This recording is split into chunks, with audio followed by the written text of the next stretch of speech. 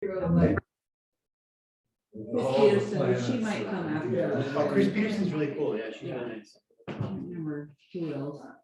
So you gonna apply for coach? What a scandal. Seriously, what a joke. I feel the same way if it was the opposite. If he was in Florida and the governor, they haven't done this, of course, the governor like banned people taking vaccines. He was pro-vaccine fired. It's disgusting. It's like this. Yeah, I watched the press conference last night. The athletic director and the president. It was just like,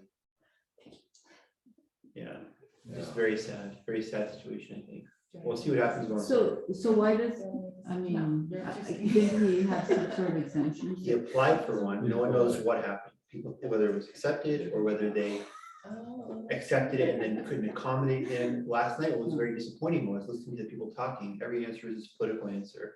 Mhm. So what can you tell us about the exemption? At this point, I can tell you that the termination process has begun. Like it's kind of just, the standard scripts, like it's great. Yeah, so that Governor, what will you do for the state? What I intend to do for the state is listen to my platform. Please visit, daveschmidt.com. Like this again, it's like, okay, like this is not gonna be You real. got a lot of hits last Yeah, night. I did. Yeah. Just- Oh, man. Yeah, just- Well, to me, the good part about this is he is somebody significant, obviously, Yeah. and of means that he can fight it and maybe make a difference. You know what I mean? I just don't know what happened to like him, like in a year and a half of whatever this has been, all the old ways of thinking just completely being thrown out the window. Like what happened? Like, how was your last doctor's appointment? What medicine are you on? Yeah. What's your blood pressure? I don't understand why this is the one thing we can ask for questions about. And this is just, Yeah. Personal it's information. just really, really gross, the whole situation. Yeah. He makes more than the governor. He should fire the governor. Yeah. That's how I see the world. Yeah. Who makes more? Okay. All that matters is money. Come on, exactly. Are you intelligent? But your bank account. That's I gonna, got a lot of money. Oh, okay. that's it. Well, yeah, well, we'll see. We'll see. Tons of us. Is anyone, that's my thought, big thought. The quarterback released a statement. He said that they're very, very disappointed in the players, whatever. I mean, they're college kids, but I don't know. We'll see what happens. What? No, thank God. It's nothing like in 5 seconds, and this is all on record. This has been saved for posterity. I will say for the record, I plead the fifth. I have no opinion on Nick Rolovich. Either way, for the official record. The head football coach of Washington State University was the only coach of 12 Pac-12 coaches not to be vaccinated. So there became this big hullabaloo, whatever you want to call it, fill in your favorite word, beginning in July. He couldn't attend Pac-12 media days because he wasn't vaccinated. A lot of people in the brass, the leadership at WSU, I guess, felt this was giving the school bad press. That quote unquote, fair or not, the spin in the national media become we have the anti-vax coach and blah, blah. So it was being drawn out, especially after Governor Inslee issued some proclamation that everyone in August has to be vaccinated or seek an exemption. He at first just said he's not getting vaccinated. Then I think he was seeking a religious exemption. Last night he got fired. And they don't know if he got his exemption denied or accepted with the accommodations. No one knows. Like Dave said, this has literally been a story that's not even a day old yet. But football wise, and I love football, it's really scandalous because he's a very, very, very good coach. Like football coach, I think football, definitely, there's an argument football is just like it's guys in costumes hitting each other. So stupid. Like I get that in the bigger thing. At the same time, like, no, like football coaches are there to win football games. It's the point of football. Like I want my lab researchers, in the lab all the time, discovering new cures and new vaccines and whatever. I want the football coach winning football games. And he did that. He's won the last 3 Pac-12 games. Their season is totally F now. 4 other assistants got fired. And there's just even this thing going forward. I wondered if the players would even maybe boycott, just refuse to play, because like apparently everyone that I obviously don't know him, goes without saying. I've never met him in my life. I've heard only really good things about him. Like everyone in meets him is like a really, really good kind of person, good guy. And the whole WSU community is like up in arms on both sides, Yeah. And literally talking about money. That was a big part of the press conference last night. people are calling in that they're gonna now give extra money to WSU because they're excited that they took a stand against people trying to buy the mandate. People are calling in, they're never gonna support the program again, they're withdrawing donations, all kinds of things. You know, so that's the whole thing. Thank God it's not something like what you said. It's not, That's way worse. yes, but it's still That's like, that's still unfortunate that he's lost his job. yeah, it's just, well, again, Dave Schmidt said best, and I'm with you. I cannot wait to see how this plays out. This is interesting. This is very, very interesting what's gonna happen. That was a really insightful comment of mine. Yeah, what? No, because, no, they will, Trish Schmidt put it more elegantly. Oh, She's like, you know, he's a man of means, he can fight a bit. Yeah, well, this is not, I don't think this is over. I don't think it's like, okay, you got fired, okay, moving on. I think this is, it's been in the New York Times and Washington Post the last week, I mean, these big national papers, these national yeah, media. yeah, it has. Well, I watched Romich's press conferences, the whole year through. And most of his stuff, come on, HDMI one. Dominic, Wow, are you kidding me? we waited for you. Hey, Dominic.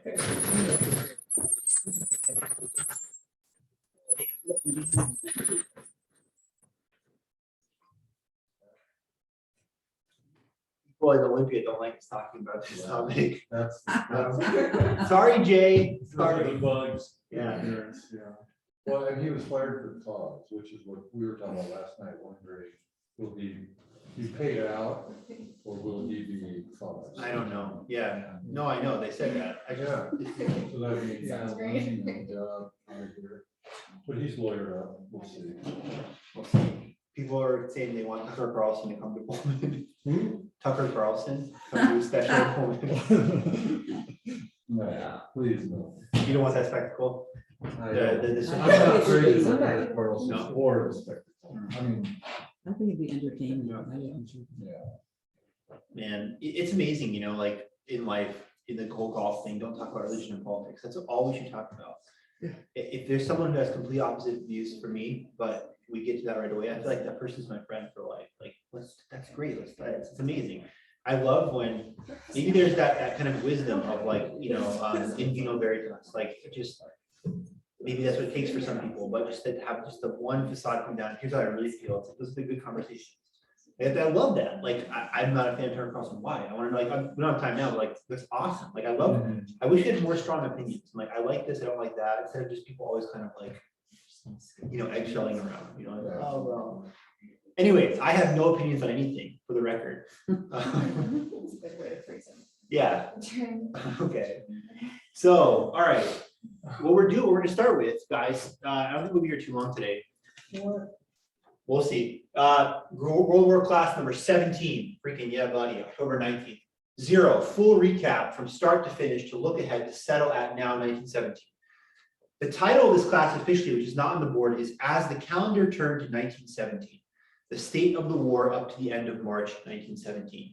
What we're getting to going ahead, we have a couple of these sidebar lectures, meaning away from our chronology.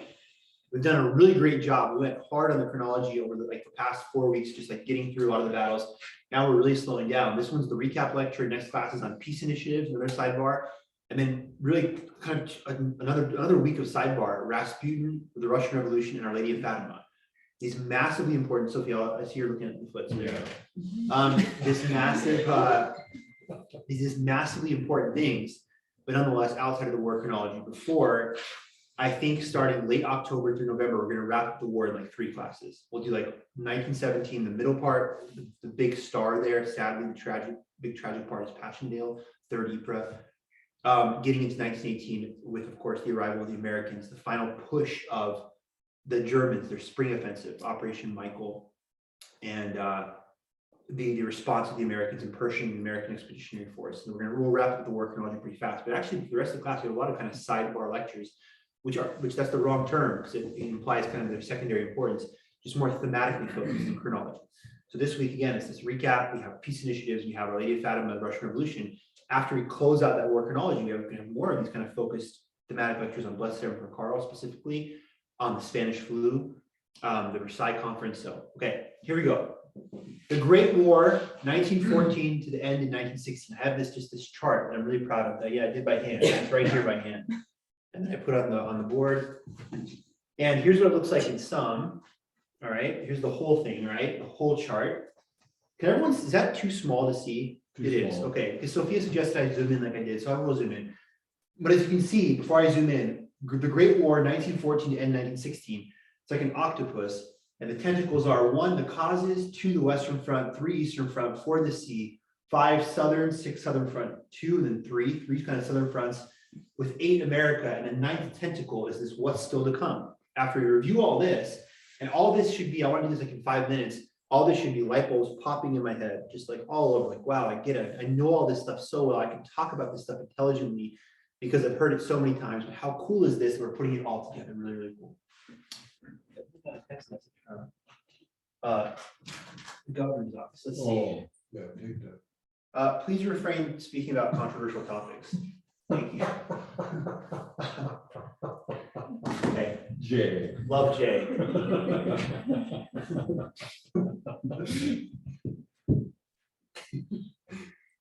Yeah. Okay. So there we go. Right. All of this, and then it's like, what do we still have to look ahead to? Right. Okay. So zoom back in. Hopefully the computer doesn't go ape again, freaking break down like crazy. By the way, I'll read you my opening to my HIPAA lecture today if you guys want as well. If you guys remind me, if you want, if you don't, I won't. But so pumped. That is in 2 weeks from tomorrow, Wednesday, the November 3rd, with introduction by Cecily Perel, as always, the real reason you guys come, I know. Tomorrow, if anyone's interested, Father and I have Ask Me Anything, which I'd like Cecily to read. She probably won't, Father won't let her. He didn't last time. But I want her to read intro where, because he says, he's right. Father, who's a hilarious man, he's a great sense of humor. He's also very German efficiency. Like, look, we have to take serious things seriously. Like, there's a lot of people that come to the AMA, there's 100 people, and a lot of them is the first impression St. Augustine. And if Cecily reads what I want her to read, which is, this is called Ask Me Anything except for these 9 things. Never ask about this. I'll be like, why am I here? And then something that I want to hear her conclude something like, and if you're wondering, should I ask about quote unquote that? Or maybe this, remember that and this, never. So, we'll see. Maybe I can convince you. Causes, number 1, Alsace-Lorraine in 1871. One of the biggest causes of the First World War is French obsession with the recapturing of Alsace-Lorraine. You can make a note, we're gonna read Pope Benedict XV. That's not a mental typo. No, I'm not talking about the recent one, the 15th, who was the Pope during the First World War after the death of Pope St. Pius X. His apostolic letter, his encyclical in November, actually on All Saints Day, November 1st of 1914. And he's going to talk about this kind of like obsessive nationalism is one of these causes. He's pleading for people to stop committing suicide. You guys, Europeans are all on the same team. Stop this disgusting turn of events, which when he writes this letter, we're going to cover it next class, point by point, in November of 1914. That's when the war has just started. We just had the Battle of the Frontiers. Nothing has happened yet, really. The Marne, the Battle of the Marne has come to its conclusion, but even the second Ypres is not, first Ypres, excuse me, is not concluded yet, right? Alsace-Lorraine is one of the principal causes. In 1871, which creates Alsace-Lorraine, the Franco-Prussian War, right? This is all old news. You've heard this 1,000 times, I hope. Another cause, the passing of the torch from Germany and Britain. From the Pax Britannica to, in 1871, the torch of world power, you can say, of like top dog, best innovator, best country, for lack of a better word, is Germany, plus their naval rivalry. Remember the 2-in-1 rule that really ticks off the British? How about another cause, a third, this is octopus iceberg, you can say. That's what I should name it. It's a cool name and very creepy as well.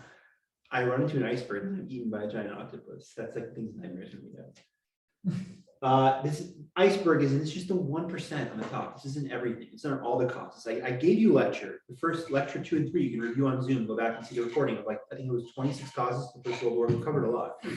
But Alsace-Lorraine 1, Germany versus Britain 2, 3, obviously, right? Austria-Hungary and the Balkans, the pig war, all this stuff going on there, the kind of revanchism of the Serbians, and of course that all leads to SARAJ, is of course abbreviation for Sarajevo, on June 28th, 1914. And maybe a fourth cause, place in the sun integrated all rivalry. Germany famously says we want a place in the sun, but all these people think that. All the powers in Europe, like, we want our place in the sun, we want colonies, we want influence. And the integrated all rivalry, I mean that they're all integrated, all connected in this European, pan-European rivalry, which leads to this conflagration. They're looking for a spark. And what's the spark? Sarajevo, June 1914, here we go. That's good enough for causes. Well, how about the big thing? The big theater of the war is the Western Front. But it actually is a good, interesting argument to be made. I think I've made it a little bit so far about how important the Eastern Front is. Truly, bless you. But the Western Front is the thing that gets all the kind of, all the glory, all the kind of first focus, and rightfully so. Western Front begins with the Schlieffen Plan. Remember, the Schlieffen Plan is for Germany to break out of its encirclement field and say we attack lightning fast, purposeful anachronism, blitzkrieg style, over neutral Belgium. Whole point of the Battle of the Frontiers, whole point of the breaking of the chocolate soldier stereotype is we have to go through Belgium to get to France. We can do 1871 all over again. The Russians are so backward. Again, you've heard this a million times. I hope this is like the last time I want to hear this review. If that's the case, I want to jump for joy because you've got it. You've learned it then. It's in your memory now. It's in your long-term memory. We want to get to France really fast before the Russians mobilize. It'll take them at least 6 weeks. I bet Von Moltke says, he's in charge before he won't have his nervous breakdown till the Marne, God bless him. And Falkenhayn takes over. Moltke's still in charge at this point. I bet we can take care of the French before the Russians mobilize and really kind of do 1871 all over again, repeat, redux. That initiates the Battle of the Frontiers. Schlieffen Plan plus, you can say equals Battle of the Frontiers. Tech new, up, massively new technology. Brave and useful Belgium. What do I mean by that? Well, first of all, the new tech, those kind of big Bertha guns that hit the forts at Liège and bury themselves and blow up from inside, that's not a fault of the forts. Those forts were state of the art. It's just the technology is so crazy, right? That people have not, that's one of the biggest harbingers of the arrival of modernity in the First World War is the tech is so new. It's so crazy good. Brave Belgium, right, what I just said, the not chocolate soldiers. Why useful Belgium? What do I mean by useful Belgium? I mean useful to the Allied cause, useful to the Americans even. What did we talk about in the last American lecture? How is Belgium quote unquote useful? Get everyone fired up. Great way of saying it. Exactly. All the propaganda posts. Remember Belgium. Defend the women of Belgium. Remember what the Germans did. Literally, again, talk about strong language. It was called the rape of Belgium. I mean, you can't be more on the nose of how we feel what happened to Belgium. They were raped. And we have to go and defend them no matter what, defend their honor. So they're brave. God bless those men, fighting for their country, standing up. They didn't just roll over and, oh yeah, Germans just trample all over us. And as von Bethmann von Holbeck famously said, oh, a scrap of paper. No. We and good for the British honoring that contract, that defense contract, you could say in a certain sense. But the Belgians fight, they're brave, but they're useful overall, even though they get run over really fast, right? From Ludendorff's first knock on the fort surrender to just right across the seizure of Antwerp and Brussels in early 1914. They're useful for propaganda. And indeed, that 1871 repeat is halted at the Marne, the most important battle of the 20th century, you can see, right? Prevents 1871. Yet huge German triple arrows. What do I mean by that? Of course, massive German advance. In 1914, we said, both in casualties, the Germans having less, and land gain, the Germans gaining everything, basically, all of Belgium into France. It's very successful. All this equals the nerve center of the war, Western Front trench from Switzerland, SUI, GB Channel, British Channel, Flanders. Flanders in Flanders Fields, Passchendaele, 3 battles of Ypres. That area of Flanders is like the real nerve center of the nerve center. Human wave attrition, unfortunately, right, marks the Western Front. Futility, number one, we see at the Verdun and the Somme, right? These battles we covered in a couple classes ago. And yet, despite German up, meaning German victory, they must clean win for ultimate victory, right? Despite the Germans winning throughout the war, and they continue to win, they're going to win the Eastern Theater, and they win the Battle of Jutland in the sea. Unless the Germans clearly and completely win a la 1871, a neutral stalemate will bode well for the Allies, right? The Allies will eventually triumph in that scenario. How about the Eastern Front? Number 3, from Tandenberg to the Masurian Lakes to Gorlice Tarnów, more German up than even on up Western Front. Right, talked about that, right? The stunning victory at Tandenberg in August of 1914 when Hindenburg and Ludendorff divide the armies of Sazonov and Rennenkampf. Rennenkampf, not a German dude, Russian guy, Russian-German person. And they just continue on the 2 battles in the Masurian Lakes. The Gorlice Tarnów offensive in 1915 is like freaking crazy bonkers, stunning success. It's the opposite of what will come later for the Russian success, which is Brusilov, right? And we're getting to that in a second. 1915, Tsar to the front, a fatal flaw. Why? Right? Well, again, because the Tsar, despite being a really great guy, really, I love Tsar Nicholas. I think he's just really cool. That's not, there's no sarcastic punchline coming. I like Tsar Nicholas a lot. He's not a great military commander, and he leaves Alexander back in St. Petersburg with Rasputin. That is an awesome trailer, right? We're talking about Rasputin in 1 week. Rasputin, he's coming, right? That's a perfect Rasputin. I'm going to tell you all about Rasputin, all about his life. And you're going to be like horrified. I wish you didn't. But Rasputin's back in the capital having bad influence, right? And Claire, he's doing stuff like Claire. He's texting her meetings. Back in Claire, you can text as much as you want. If you're on like Instagram or Twitter, that's cool. I really don't care at all. I couldn't care less. I'm like I'm offended level is absolutely 0. You can do no wrong with that. So please keep texting. And what of Poland? What of Poland? Question mark. Yeah. What of Poland? Well, Poland doesn't exist on the map, right? Doesn't come back into Woodrow Wilson's 13-point and his 14-point address. It's been off since the tripartite partition by Prussia, Austria, and Russia in the 18th century. Of course, Russia #1. But Poland is kind of the battlefield of the Eastern Front. The first place chemical weapons are used at Bolomenov. All these places are modern day Poland, right? Przemysl, the siege of Przemysl. In fact, you see the kind of dotted line, chemical weapons plus trench equals what illusions? Well, what it equals is, in both fronts, the complete bye-bye to Augusta Leibniz. Bye-bye to, the idea that the war is going to be glorious and exciting and all this kind of stuff. Good morning, Maria. I bet we're going to have the kind of shh. There it goes. Look, here it comes. Shh. This is Hi, Maria. Look at this. There we go. Back on. Maria, you missed everything. Sorry. Well, there were pancakes, so I decided to stay downstairs. You know what? You know what? That's a really good choice. I would do the exact same thing. I'm mad that I didn't like blow off my own class to go have pancakes. I should have gone down there. Nick, can you tell me next time it's freaking pancakes? Just come up You and be didn't like, know that? no, But did you get coffee? I did. But But it was like right. I thought next to people were that. just hanging out, talking. No, they had pancakes. Wow. And eggs. Really? I will ruin this decision. Why don't we continue class downstairs? It's not, but it's done now though. Really getting kind of tempted towards that anymore. Just to catch you up and talking about a little Yeah, well, guess Okay, what? You know what? How about I try something different? How about try something different? You know what? I'm actually gluten intolerant. Are you mocking me, Maria? So I can go that way. Three pancakes Like I really like it, feel like I really hated it, like I'm not gluten intolerant, by the way. But we are mocking you. you can mock me. So chemical weapons, trench illusions, all it's just like war is not gonna be glorious, too bad, right? Finishing up on the Eastern Front, Brusilov offensive 1916, #1 of all war, but 500K to 1 million. Yeah, it's a great pushback against Gorlitsa Tarnov. But Maria, all we're doing right now, an octopus review of everything up to class. Yeah, of this beautiful map that I made. That is white here, but has this nice coffee color up here because I took it at night on the coffee table with low lighting, just to produce the kind of like gravitas I'm going for.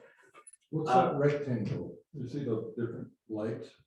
The rectangle. The top left, there's sort of a rectangle. Oh, yeah. And the rest is. Grease or something. Yeah, that's confidential information. Oh, You can't ask about the rectangle. Come on. right. I have no idea, to be honest. Yeah, so maybe the phone. Yeah, I think it's probably the phone being overlaid. It's my finger at the top. Number 3, right? That's my finger. Whatever. Brusilov offensive is very successful, but in losing 500 to 1 million men, 500,000 to 1 million men, it sets the seeds for the Russian Revolution, which again, like Rasputin, is coming in 10 days or so. We're gonna talk all about that. So, okay, and Austria-Hungary, worst ally ever for Germany. Last question, Eastern Front, maybe, right? It's being shackled to a corpse. All right, number 4, the sea. The blockade is one of the early realities of the war. It connects back to that, the causes of the naval rivalry between Britain and Germany. The blockade is set up immediately by Britannia rules the sea, Britannia rules the waves. But that's the whole power of Britain. That's why the BEF, when the war starts, only has 4 divisions. It's based on naval supremacy. How did the Germans try to counteract that? We talked about that with U-boats, right? U-boat, unrestricted submarine warfare.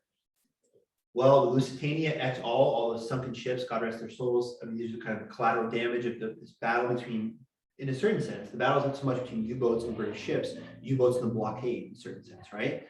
And this comes to a head with this most famous battle we talked about last class or last week, Jutland, which is the battle by which the Germans try to break out break out of the blockade, and they win the Battle of Jutland. They sink more ships, take more cargo, have less casualties, and yet the British can claim victory again right here. It's perfectly placed for my finger to do this, right? Perfect timing. They must clean win for ultimate victory. It's not a clean victory. They don't break the blockades. Despite winning statistically, it's still a loss. The Germans are winning all the while. Everything is German victory on the west, the east. Maria, right before you came in, German big win. Then even on the big win Western Front, they're winning everywhere, as you know. We've covered this a million times. Like as you well know, as you all well know, the Germans are winning everywhere, including on the sea. Yet they can't have an ultimate victory because of these kind of realities. That the victory for the war for the Allies is very comfortable, like the Marne. If we just don't lose and hold on, we'll win. The Germans have to win like 1871. Jutland plus full land and sea encirclement. Yeah, so after the failure of Jutland in 1916, remember, is the year Falkenhayn will eventually get transferred in August to go fight in Romania.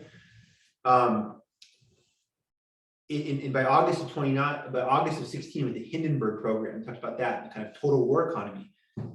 There's this weird paradox. Well, if the Germans are winning, why do they desperately have to have all hands on deck for the war economy and kind of things? Well, because they're not able to break out of their encirclement. Let's slide down. Oh, that's nice. Look at that. Okay, so 5, Southern Front. What of the Ottoman Turks? When the Western Front gets hardened from Switzerland to the English Channel, especially Winston Churchill and the Admiralty in Britain is like, let's try the soft underbelly of the Germans. But we know what a disaster Gallipoli is. Gallipoli is another victory for the Central Powers, right? The Ottomans hold bravely. The British don't sweep the mines of the straits, giving Lyman Sanders, instead of the 8 days he wanted to prepare, 2 months to prepare trenches on a beach. And Gallipoli is an absolute epic disaster, which this is not a silver lining, but a kind of import. At that Anzac Cove, Gallipoli forms the kind of basis of New Zealand and Australian national consciousness and pride. On the sands of Gallipoli, we New Zealanders didn't die for the Commonwealth, didn't die for the king, we died for New Zealand, right? Like we found our own voice in a certain sense in sacrifice. What about Africa and the Middle East? Well, Africa and the Middle East, battles like foot of Mount Kilimanjaro, battles in South Africa, which tragically, right, we talked about the Battle of South Africa, one of the battles about 2 classes ago, has the same marks of what will be known as apartheid later, in certain South African Boer soldiers not wanting to fight with British soldiers from India, right? And it's kind of questions of racism and these things, that even in that tragic kind of prejudicial way, the World War I has even that, because it has everything that defines our time to come later on. The Middle East is very important because of, right even before the war started, remember one of the primary causes was that Germany was trying to build a railroad from where? From Berlin to where? Russia, right? Not yet, not quite Russia. It's a great guess though. And actually, time out. You're 100 years in the future, and ultimately current events. This is what's happening now. The Americans are very angry at something called Nord Stream 2, which is a pipeline from Russia to Germany. So actually that's perfectly correct for current events, and that really kicks us off, because if Germany and the European Union can get their oil directly, their natural gas from Russia, that bypasses this kind of stranglehold we have on Middle East oil, right? To Baghdad. The railroad is Berlin to Baghdad. Baghdad, which is the capital of modern Iraq, at that time was part of the Ottoman Empire. There's battles around there as well. We'll talk about some of them today. First Battle of Gaza, famously Gaza, the Gaza Strip, modern Middle East. Second Battle of Kut. This is a true world war, right? Second Southern Front. What about the Third Southern Front? SF3, the Balkans. The Balkans is where the war started. Sorry, Balkans, that you're just like in Europe, sent to the bottom of this map and kind of put on the irrelevancy. They're kind of in where the Balkans are in Europe on the map too. It's pretty cool visually. But that's important as well, right? That's where the war begins. And SRB, Serbia, finally out early 1916. What about America? 1796, but 2.7 German demographics. Yeah, America going into the war has this two-sided appeal. We said last class. I think this is the most recent information we covered. America has this tradition going back to George Washington's farewell address that we stay out of European events. We don't get entangled. And there's a lot of isolationism. There's a lot of desire to stay above the fray, and including the fact being that we said last class, 3.3 Americans speak English as their native language, and that's number one. Whether they're immigrants from Ireland or Britain or anywhere, just, maybe have been in America for a while, English is their main language, but 2.7 million speak German as their first language. There's a lot of Germans in America, a lot of German communities. There's this idea to kind of stay out of the war. And in Wilson, Wilson pre-1916 is he kept us out of the war. Remember when he gets elected, it was the first thing he does. Starts drawing up selective service stuff, right? Wilson, as soon as he gets reelected, aha, yeah, buddy, right? Got my second term. Now Wilson, new world order guy. Now it's Wilson, oh, I do want to be involved. I want to make the world safer, arsenal for democracy, whatever. And Wilson's ideas post-re-election to get involved in Europe only get strengthened by the Zimmerman telegram, talk about today, U-boats, special Britain relation, and number one being propaganda. The Committee of Public Information, which again is really, really creepy sounding, I think. I don't know if you agree with me or not, but the Committee for Being a Good Citizen sounds like that, like the Committee for Right Think. The Committee for Religious Exemptions. Yeah, right. Well, don't go, they're gonna be mad at you now. Don't go down that path. How, sorry, because I'm kind of all over the place. You should be sorry, yeah. You're forgiven. How fast did America enter the war after Lusitania sunk? How would you ask that question? I'm kidding. Enough jokes, I promise. Only sincerely no. The Lusitania sinks in May of 1915. America enters the war officially 2 years later, Okay. April of 1917. So that's a great question because there is a little bit of like time in between, dead air time, right? And there's this middle ground where the Germans issue this thing called the Sussex Pledge, and they say we're not going to do submarine warfare anymore. Hey, calm down about Lusitania, we're not going to do this anymore. They go back to it, vice versa, because of Jutland. So that's an excellent question, actually. Thank you. It's 2 years, about a 2-year delay from when the Lusitania sinks in May of the spring of 15 to the spring of 17. Yeah. Yeah, I want to comment. That is an excellent question. Thank you.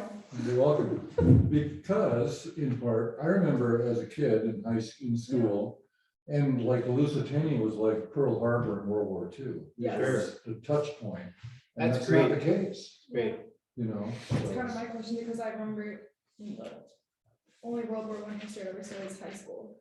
But I remember them being like Lusitania. sunk. Yeah, And it was like a big factor for us entering Yeah. the war. But then I was like, well, obviously there's time. so. Yeah. So maybe not quite as big of a factor as the. No. I combining your 2 points, which are both amazing and the best points ever of all time. You guys are both so genius, so smart. Combining them both, see, I have to mock my sincerity because I am sincere. I think you guys are geniuses. You guys make fun of me for it, whatever. I see how it is, whatever. It's cool. These are great points. These are great points because Pearl Harbor freaking happens December 7th. We're in the war the next bleeping day. A day that will live in infamy. It happens immediately, right? It wouldn't happen faster in the age of Twitter and internet and whatever. Like Pearl Harbor would be trending on Twitter today with like 5.9 million tweets, and that's what happened actually in 1941. This is the same Pearl Harbor kind of thing, and it doesn't happen immediately.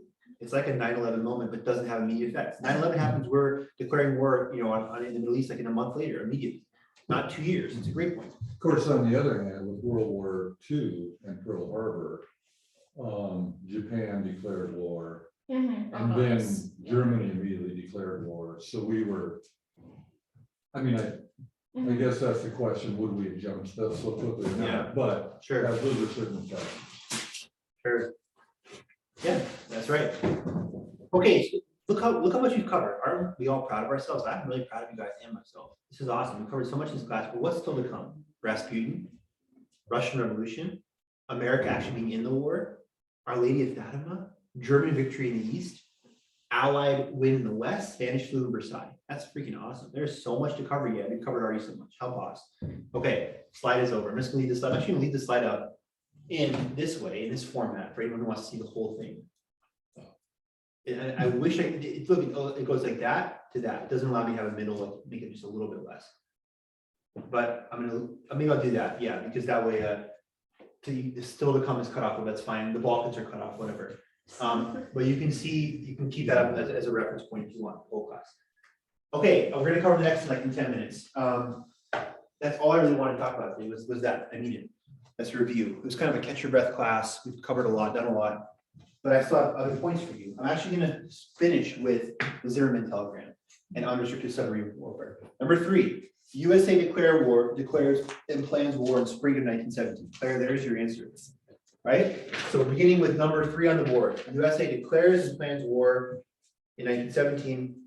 On April 1st, 1917, as an April Fool's joke, Woodrow Wilson called for war, emphasizing the US had to fight to maintain its honor and have a decisive voice in shaping the post-war world. Congress voted on April 6th to declare war 82-6 in the Senate and 373-50 in the House of Representatives, not realizing Woodrow Wilson had done this as an April Fool's prank. By this time, it was too late. So Congress, April 6th, 1917, right? Decisively, 82-6 in the Senate, 373-50. If you're like 82-6 in the Senate, ooh, 88 senators divided by 2 freaking 44 states, buddy, right? That's how we do. That's how we get math done big time. Whereas 373, okay. Math is You fun. just like killed the House of Representatives. That's pretty good. Thanks. I appreciate that. I'll take pretty funny. I couldn't think of anything to say. I wanted to follow it up with like an epically funny statement, but I have nothing. So, number 4, the SS Georgia, February 3rd, 1917, so this time.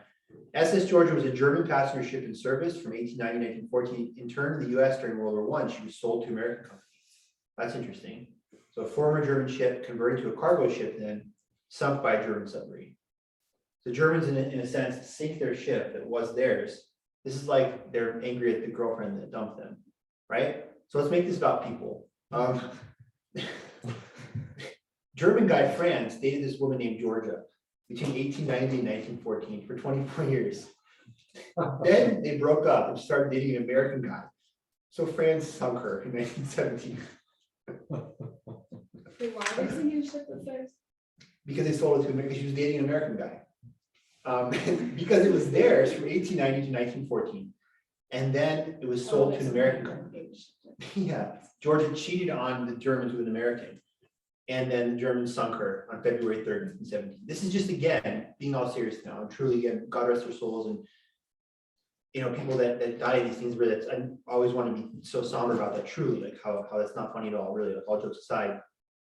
But this is once more, Claire, your great point about Lusitania before, this is once more Lusitania stuff. The Germans, in their U-boat, in their desire to break free, are constantly sinking the ships, and it's causing these kind of international problems. The Second Battle of Kut, number 5, February 23rd, 1917, between British forces and the Ottoman forces. Okay, this will lead in March of 17 to the British capturing Baghdad. How does this relate? Well, you can add this to my southern front. What of the Ottoman Turks, Africa, the Middle East? This complicates that German to Baghdad Ottoman Empire railway plan, which of course has been put on hiatus and hold because the war is going on.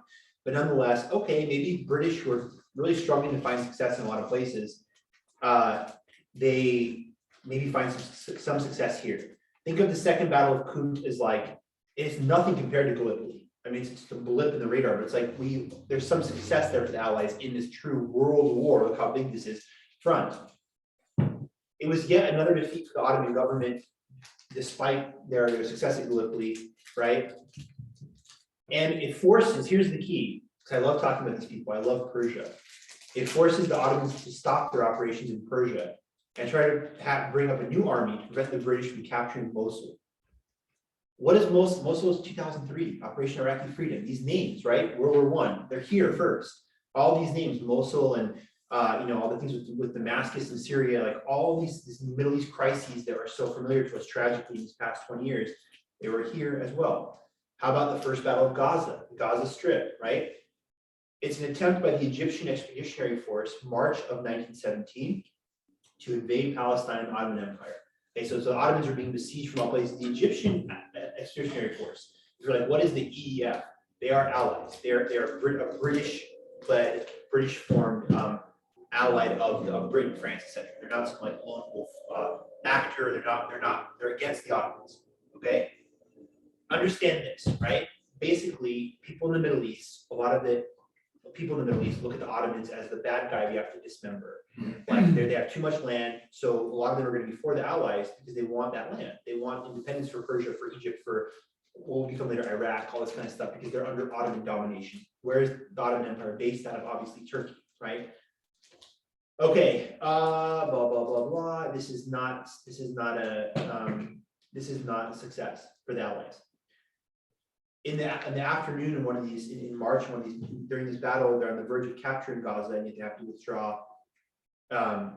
Because of Ottomans bringing in reinforcements. Perhaps they learned their lesson from Kut, right? Kut is an Allied victory now. Like they're not going to let all these Allied victories happen in the Middle East. The British come in and bring in reinforcements and get even their butt kicked more. The Second Battle of Gaza in April 1970, a time when the U.S. enters the war, Gaza is not a success for the Allies. Let's finish on these 2 points here before I talk about Zimmermann telegram. Notes on German strategy heading into 1917. Notes on Anglo-French strategy. 1917. I really like this class 17. I love the whole course, obviously. I love you guys even more. But this class, this one single class, is really setting us up nice for when we talk about 1917. We're going to talk about the Nivelle offensive. We're going to talk about Passchendaele. These battles have a significance almost equivalent to the battles at Ypres, which Passchendaele is as well. But to the Somme, Verdun, Tandenberg, right? We're gonna get back to those massively important battles that we chronologically covered already. So this sets it well. The German strategy for 1917 can be defined as defense in depth. Okay, you can write that down. Defense in depth. Increase firepower, get more weapons, back up more, fight more of a defensive battle. We, the Germans, who are getting really frustrated, not being able to break out of the entanglements that were held in both on the naval side and on land, think, let them keep coming. We realize the Allied gut commanders are complete, like whatever, mentally, like they just don't get it. They keep doing the human wave stuff. Let them keep doing that. Defense in depth. It's the building up of a defensive position during the winter of 1916 and 17 called what? It's a famous line, the blank line. What line? Oh, Maginot. That's World War II. Oh, But that's correct. it's also a famous one. It's a famous line, the Hindenburg Line. Everything is named after Hindenburg in this war of the Germans. Real creative guys. Hindenburg program, Hindenburg line, Hindenburg underwear, like that's not a real one. Standard issue. Standard issue. Dang, I drank a cup of coffee, my voice got deeper. I was like, standard issue. Really like Elizabeth Holmes. Do you think, yeah. Do you think, is there any guy that wouldn't want his voice to be as deep as possible? Like, this question, like, does anyone think like that guy's voice is too deep? Yes or no? I don't think so. Just that's literally, you're like looking like, what are you talking about, right? Like this not here or there at all. There's nothing in the class. No, I'm just saying you'd reach a point where it'd be like below the range of human hearing. Which is cool. Which is so cool. Well, okay, that's absurd. I mean, I'm like that, like just like nice, rich, like He doesn't actually mean as low as right, possible. right. Thank you. Yeah, I don't mean as low as possible. I don't mean like dog whistle level, like whatever.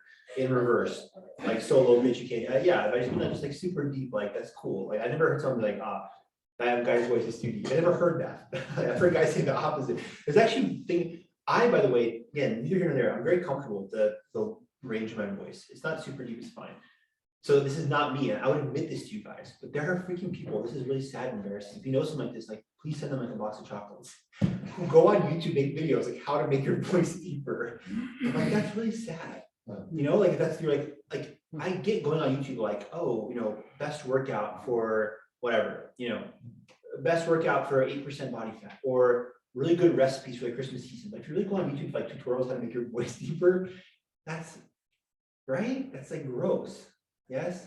This is you're like looking for confirmation, man. Do you not think so?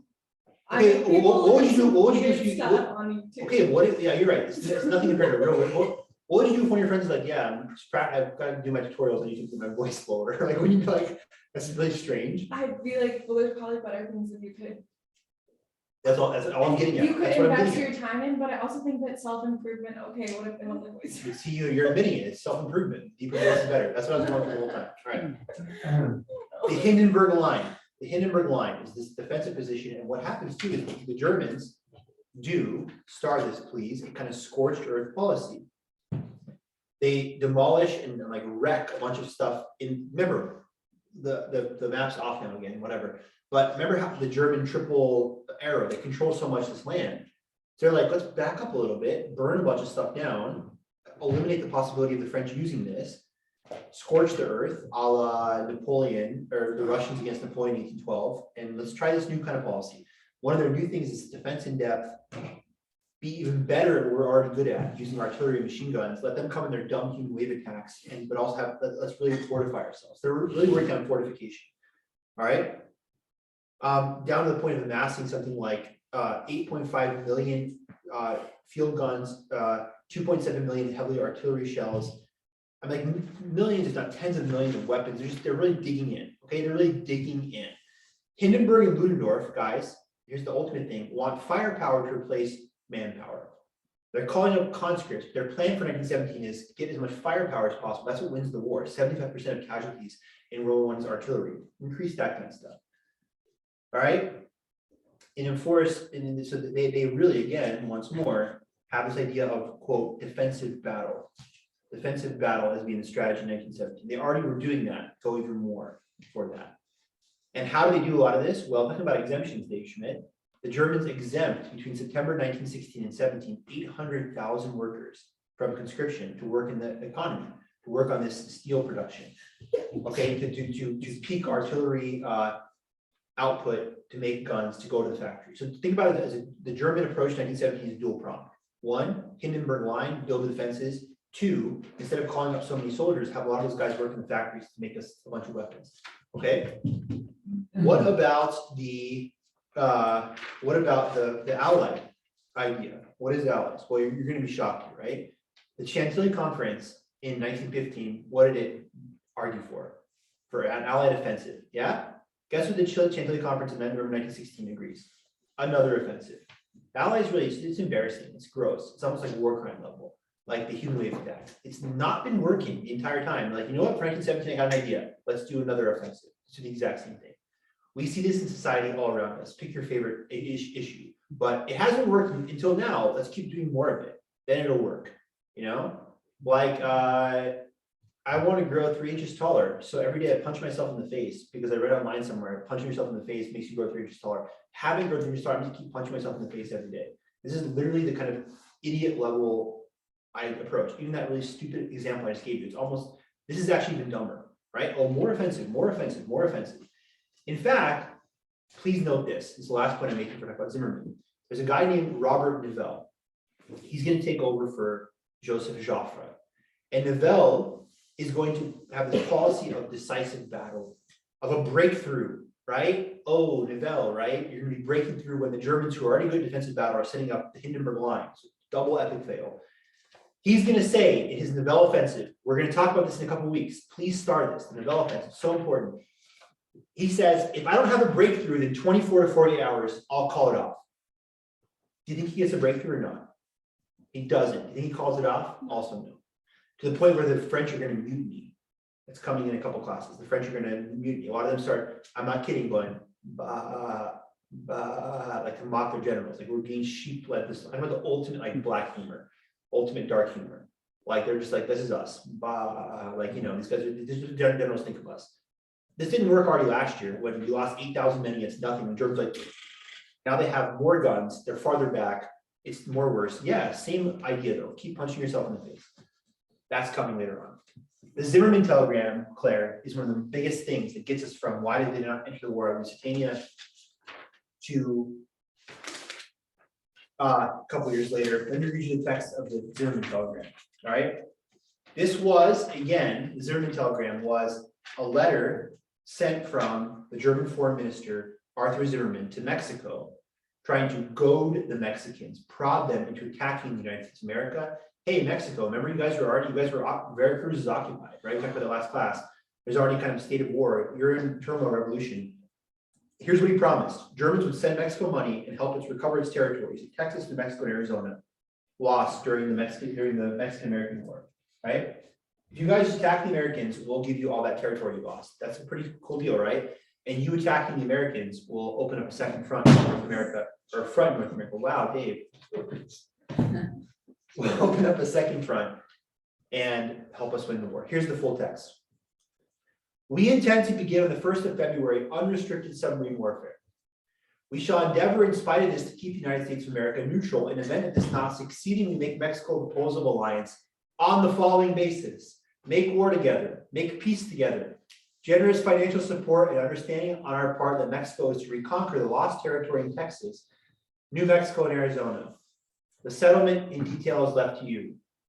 You will inform the president of the above most secretly as soon as the outbreak of war with the United States of America is certain, and add the suggestion that he should on his own initiative invite Japan to immediate adherence and at the same time mediate between Japan and ourselves. Please call the president's attention to the fact that the ruthless employment of our submarines now offers the prospect of compelling England in a few months to make peace. So a beautiful full circle thing. It ends with, it's about America, Mexico. No, it's about England. All this has really been about Germany and England the entire time, right? That's what it's really been about, right? All right. I'm going to sign off because I'm going to read my class, my opening my HIPAA lecture, and you guys online don't get to hear it unless you want to come live. And I hope you come. But if you don't come, just know no one will miss you. So see you later.